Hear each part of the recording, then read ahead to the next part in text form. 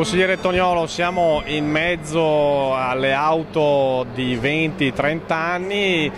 auto d'epoca, un settore, quello legato a queste passioni, che diciamo ha un indotto notevole, ce lo dicono un po' tutti.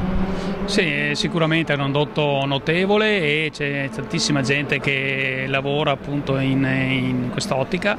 e credo sia assolutamente importante rispetto anche a una finanziaria che andava a penalizzare il bollo auto per le auto dopo che avevano più di 20 anni, il fatto di un impegno da parte della Regione per far sì che non ci fosse questa negatività. E in prima persona mi sono impegnato con un emendamento che è stato approvato in Commissione e poi anche in finanziaria durante il bilancio, affinché non ci fosse questa penalizzazione. Attualmente aspettiamo solo l'approvazione definitiva, ma penso che sia una prospettiva positiva, perché in questo mondo lavorano tantissime persone e in un momento di difficoltà economica e finanziaria è assolutamente necessario dare risposte puntuali a questo settore.